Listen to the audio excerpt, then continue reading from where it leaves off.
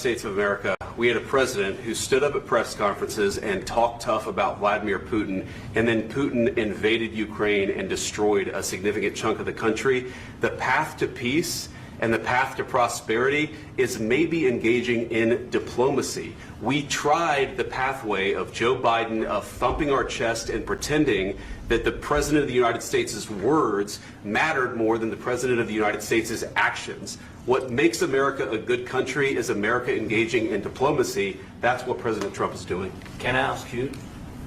Sure. Yeah? Yeah. Okay. So he occupied our parts, big parts of Ukraine, part of East and Crimea. So he occupied it on 2014. So during a lot of years, so I'm not speaking about just Biden, but those time was Obama, then President Obama, then President Trump, then President Biden, now President Trump, and God bless, now President Trump will stop him. But during 2014, nobody stopped him. He just occupied and took. He killed people. You know what the contact line? 2015. 2014 2014. and 2014. 2014. Yeah. So I was not here. Yeah, but That's exactly right. Yes, but during 2014 till 2022, yeah, the situation the same. That people are been dying on the contact line. Nobody stopped him.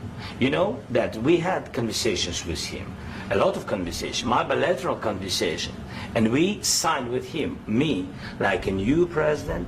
In 2019, I signed with him the deal. I signed with him, Macron and Merkel, we signed ceasefire. Ceasefire. All of them told me that he will never go. We signed with him with gas contract. Gas contract. Yes, but after that, he broken this ceasefire. He killed our people and he didn't exchange prisoners. We signed the exchange of prisoners, but he didn't do it. What kind of diplomacy, JD, you are speaking about? What do you mean? I'm talking about the kind of diplomacy that's going to end the destruction of your country. Yes, but if you Mr. President, with respect, I think it's disrespectful for you to come into the Oval Office and try to litigate this in front of the American media. Right now, you guys are going around and forcing conscripts to the front lines because you have manpower problems. You should be thanking the President for trying to bring an end to this conflict. Have you ever been to Ukraine that you say what problems we have?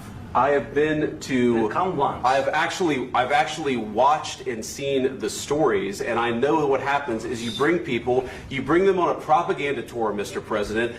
Do you disagree that you've had problems bringing people into your military? And do you think that it's respectful to come to the Oval Office of the United States of America and attack the administration that is trying to prevent the destruction of your country? A lot of questions. Let's start from the beginning. Sure. First of all, during the war, everybody has problems, even you, but you have nice ocean and don't feel now, but you will feel it in the future. God bless. You don't know that. God bless. God bless. You will not have war. Don't tell us what we're going to feel. We're trying to solve a problem. Don't tell us what we're going to feel. I'm not telling you. Because you're in no position to dictate that. That's exactly what you're doing. You're in no position to dictate what we're going to feel. We're going to feel very good. You will feel influence. We're going to feel very good and very strong. You will feel influence. You're right now not in a very good position. You've allowed yourself to be in a very bad position, and he happens to be right about it. From the very beginning of the war. You're not in a good position. You don't have the cards right now. With us, you start having cards. Right now, you don't. You're playing cards. You're playing cards. You're gambling with the lives of millions of people. You're gambling with World War III. You're gambling with World War III. And what you're doing is very disrespectful to the country, this country. That's back to you. Far more than a lot of people said they should have. Have you said thank you once? This entire meeting? No, in this entire meeting, you said thank you. You went to Pennsylvania and campaigned for the opposition in October. Offer some words of appreciation for the United States of America and the president who's trying to save your country.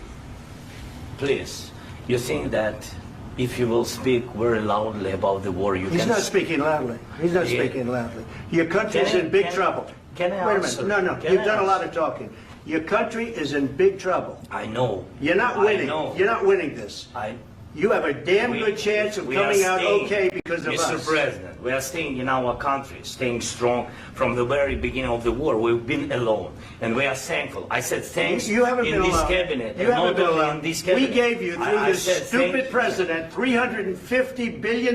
You voted we gave for you your military president. equipment, You and you voted men for are your brave, president. but they had to use our military. What about West? If you didn't have You our invited military me- equipment, you invited if me you to didn't speak- have our military equipment, this war would have been over in 2 weeks. In 3 days, I heard it from Putin. In 3 days, this is something Maybe new. less. In 2 weeks, of course, yes. It's going to be a very hard thing to do business like this. I Ben, tell you. just say thank you. I said a lot of times that there, to American people. Accept that there are disagreements, and let's go litigate those disagreements rather than trying to fight it out in the American media when you're wrong. We know that you're wrong. But you see, I think it's good for the American people to see what's going on. I understand, sir. I think it's I very understand. important. That's why I kept this going so long. You have to be thankful. You don't have the I'm cards. thankful. You're buried there. Your people are dying. tell you You're again, running I low know. on soldiers. Don't- Listen, don't please, you're running Mr. low President. on soldiers. It would be a damn good thing. Mr. And then President. then you tell us, I don't want a ceasefire. I don't want a ceasefire. I want to go and I want this.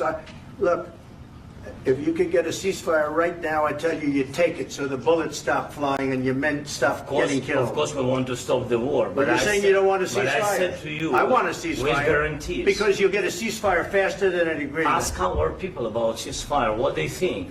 That wasn't doesn't with matter me. for you what- That what wasn't is- with me. It That was wasn't with with you. a guy named Biden, who was not a smart person. This That is was your, with, this that was is with your Obama. president. It was your president. Excuse me. That was with Obama, who gave you sheets, and I gave you javelins. Yes. I gave you the javelins to take out all those tanks. Obama gave you sheets. In fact, the statement is Obama gave sheets and Trump gave javelins. You got to be more thankful, because let me tell you, you don't have the cards. With us, you have the cards. But without us, you don't have any cards. It's going to be a tough deal to make, because the attitudes have to change.